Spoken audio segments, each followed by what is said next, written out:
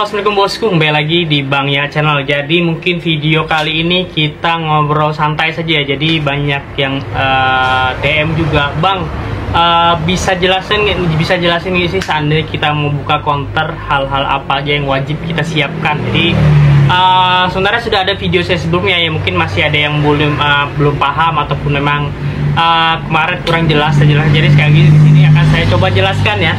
Jadi beberapa hal mungkin yang wajib teman-teman sediakan saat mau buka counter. Jadi ada beberapa sebenarnya yang sangat penting. Jadi yang pertama itu seandainya teman-teman semua baru buka counter dan belum ada sama sekali pengalaman, yang pastinya itu akan sangat bingung ya, sangat bimbang ataupun bingung cara dapatkan barangnya gimana, cara penjualannya gimana, apa aja yang laku di pasaran dan lain sebagainya. Jadi di sini kita coba untuk jelaskan satu persatu. Jadi mungkin ada yang kurang lengkap dan lain sebagainya yang bisa saya jelaskan nanti. Mungkin bisa lagi teman-teman di komentar yang masih bingung ataupun bisa langsung DM di Instagram ya. Sekali lagi di sini saya tidak menggurui ataupun merasa yang paling sok tahu, tapi di sini hanya menjalankan apa yang saya alami dan orang-orang sekitar saya alami. Jadi kita saling sharing saja apa yang saya ketahui. Insya Allah bisa sedikit bermanfaat. Seandainya memang tidak ada gunanya ya di skip saja teman-teman. Nah, jadi untuk yang pertama yang pastinya kita harus punya tempat ya teman-teman. Jadi kita harus punya tempat yang strategis. Jadi entah itu dekat sekolahan, ya pasti dekat pemukiman dan lain sebagainya. Jadi hindari di tempat-tempat yang sepi ataupun tempat-tempat yang memang tidak terlihat sangat bagus di dekat umum ataupun sangat jauh tersembunyi dan lain sebagainya. Jadi saran saya mungkin bisa di persimpangan ataupun di depan gang-gang perumahan, komplek perumahan dan lain sebagainya. Jadi untuk tempat-tempat yang strategis mungkin bisa teman-teman lihat saja sendiri di dekat di wilayah teman-teman yang merasa yang paling strategis itu di bagian mana. Jadi seandainya apalagi kita menjadi usaha counter ini adalah usaha yang mau dijadikan usaha pendapatan pertama ya, ataupun pendapatan untuk sehari-harinya, jadi tanpa ada sampingan dan sebagainya. Jadi wajib kita harus menentukan tempat yang sangat strategis. Seandainya kita asal-asalan, jadi kita punya tempat di depan rumah, lalu itu adalah mata pencaharian utama kita, tapi tempatnya mentang-mentang ada tempat di depan rumah yang kosong, yang bebas dari biaya sewa dan sebagainya, tapi lokasinya sangat tidak memungkinkan. Entah itu jauh dari keramaian ataupun sangat susah dikunjungi ataupun sangat susah untuk dilihat oleh konsumen. Nah, jadi lebih baik cari, nggak apa-apa kita bayar sewa, yang penting kita dapatkan lokasi yang benar-benar strategis teman-teman. Karena seandainya lokasi yang strategis, insya Allah akan sangat berkembang pesat untuk usaha counternya. Nah, seandainya kita sudah dapat lokasi dan lain sebagainya, mungkin bisa disediakan untuk etalase. Jadi etalase, entah itu etalase, kursi, lampu, baliho, papan promo dan lain sebagainya. Mungkin nama counter, nama apa aja yang bisa dilayani di sana, itu harus kita sediakan. Jadi yang pertama itu ada etalase, ada kursi juga, ada printer mini ataupun printer bluetooth bebas, mau pakai komputer, mau pakai handphone, jadi bebas. Jadi ada juga baliho untuk di depan counter, itu satu reklama promo dan lain sebagainya. Dan untuk berikutnya kita harus menentukan server teman-teman. Jadi server untuk transaksi, entah itu pulsa, PPOB, token listrik dan lain sebagainya. Jadi tergantung kebutuhan ataupun kebutuhan masyarakat yang sering dicari apa saatnya. Memang pulsa, kita cari yang pulsa. Untuk yang lain, untuk transfer, kita gunakan server untuk transfer. Jadi macam-macam. Nah, jadi untuk server transaksi, saran saya untuk 2 transaksi teman-teman. Jadi sediakan server nasional maupun server lokal. Jadi kita bebas mau cari server apa aja, yang penting itu harganya murah dan mudah dikomplain teman-teman, yang pastinya aman ya. Nah, untuk server seandainya memang ada yang mau transfer dan sebagainya, mungkin bisa kita gunakan aplikasi-aplikasi yang menunjang untuk transfer. Misalnya Fastpay, mungkin kalau saya menggunakan Fastpay ya. Jadi untuk transaksi transfer ke lain bank selain BRI, saya gunakan BR Link, tapi untuk ke bank lain kita gunakan Fastpay teman-teman. Jadi di Fastpay itu juga banyak bisa bayar PPOB, bayar cicilan dan sebagainya. Jadi untuk server lain saya gunakan ada Topindo, ada Radar dan lain sebagainya. Jadi usahakan cari satu, ini minimal lah, jadi minimal itu 2 server, satu server lokal dan satu server nasional. Jadi biasanya satu server itu sudah lengkap ya, kecuali kadang ada yang nggak ada menu transfernya ataupun menu pembayaran airnya nggak ada di daerah tertentu teman-teman. Nah jadi seandainya teman-teman gunakan server lokal yang pastinya PDAM daerah sana itu biasanya ada. Nah untuk seandainya kita dapat sudah server, sudah oke.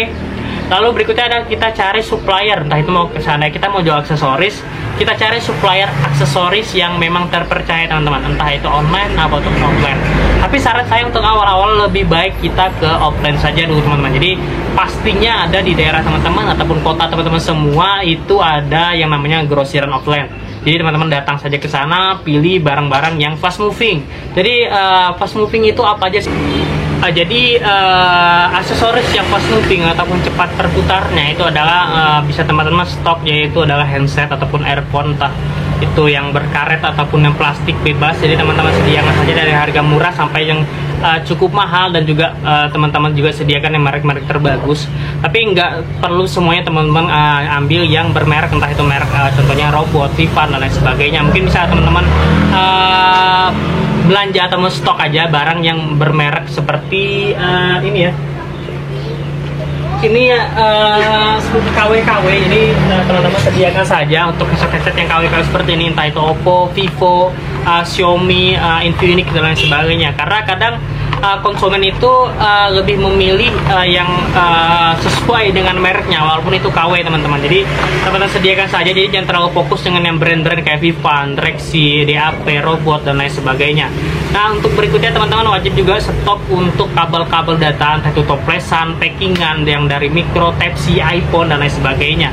Jadi teman-teman sediakan saya dari harga termurah, mungkin ada yang 5.000, 10.000 sampai menengah dan juga yang premium. Jadi teman-teman sediakan saja berbagai macam. Jadi untuk awal-awal seandainya kita keterbatasan modal, jadi kita nggak perlu langsung ambil banyak teman-teman. Jadi seandainya langsung 10, 20, 30 masing-masing, 30 bahkan 50 itu nggak perlu. Jadi teman-teman stok saja sedikit-sedikit nggak apa-apa. Jadi nggak perlu banyak, yang penting lengkap teman-teman. Jadi teman-teman sediakan saja aksesoris yang fast moving, nggak perlu banyak, yang penting lengkap. Jadi untuk awal-awal teman-teman yang lengkapkan saja dulu, nanti masalah banyak stok dan lain sebagainya itu akan menyusul teman-teman. Nah untuk yang ketiga itu adalah kepala charger. Jadi entah itu yang bermerek ataupun yang biasa. Jadi teman-teman sediakan saja dari yang mungkin 1 ampere, bahkan 1,2, 1,5 dan lain sebagainya, sampai yang memang high ataupun yang fast charging teman-teman.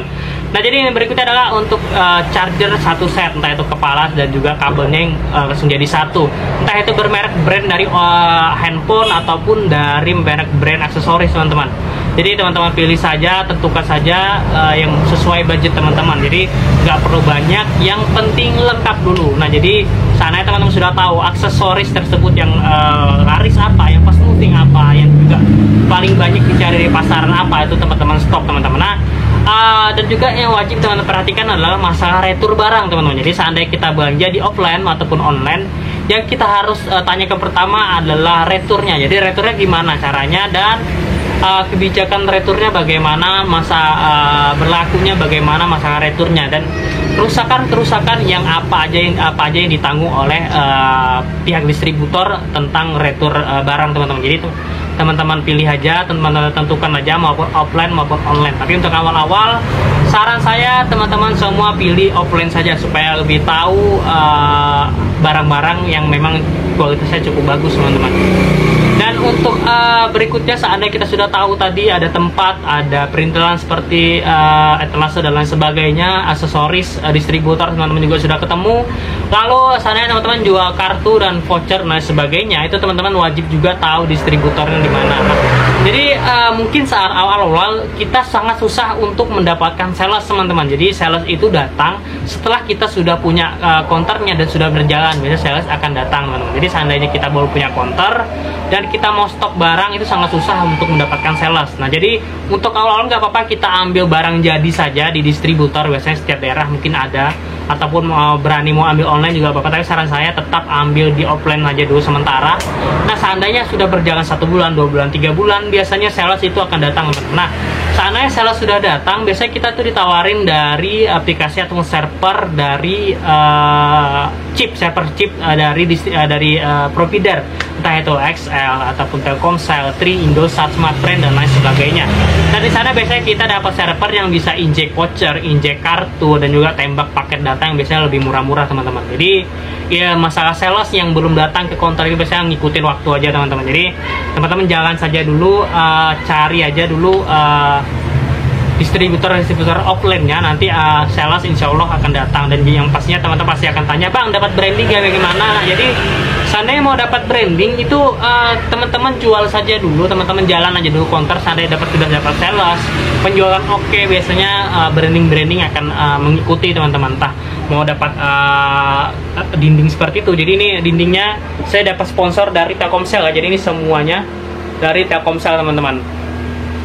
Jadi kita dapat wallpaper dari Telkomsel, sebelumnya kita dapat dari Tri, itu kita copot lalu kita dapat yang lebih cerah itu dari Telkomsel. Jadi untuk yang dapat brand-brand, entah itu stiker ataupun baliho dan sebagainya, itu sponsornya nanti akan datang setelah salesnya datang ke counter dan penjualan kita cukup bagus. Nah biasanya ada yang tanya, bang server dari provider masing-masing provider apa aja? Jadi kalau di sini saya itu cuma pakai 3 ya teman-teman, karena memang jaringan di sini cuma bagus 3 itu aja. Jadi yang pertama Telkomsel itu kita pakai Digipos, itu di sana bisa injek voucher, injek paket data dan lain sebagainya.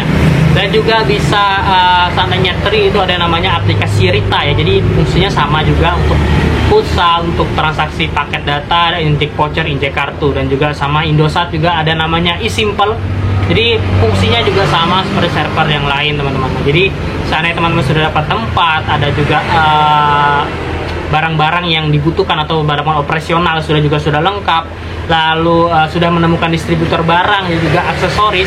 Nah seandainya sudah siap dan semuanya sudah siap, jadi saran saya seandainya sebelum opening, usahakan 2 minggu ataupun 3 minggu ataupun seminggu bahkan 1 bulan sebelum opening, sebaiknya baliho itu langsung dipasang saja di depan counter, entah baliho dan lain sebagainya. Dan lalu teman-teman tulis saja grand opening tanggal sekian. Jadi untuk pengenalan, jadi konsumen memang belum melihat isi apa aja yang kita jual, tapi teman-teman sudah membaca bahwa di sini akan ada counter. Jadi saran saya itu adalah teknik marketing juga untuk di awal-awal, supaya saat kita buka counter konsumen itu belum berkenalan dengan counter kita, jadi belum tahu ada counter di sana dan sebagainya. Jadi untuk mempercepat menarik daya tarik pelanggan dan sebagainya, saya untuk 1 minggu, 2 minggu, 3 minggu, bahkan 1 bulan sebelum opening, taruh saja baliho dan lain sebagainya itu di depan counter, walaupun kita belum berjualan. Nah, jadi itu sebenarnya teknik aja sih. Jadi buat teman-teman semua